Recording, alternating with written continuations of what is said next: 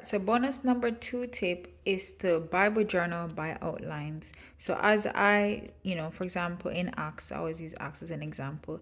I would highlight each outline and study only that specific section for that specific outline. And then once I finish this, I would move on. I feel like slow and steady finish the race, right? If you know that saying.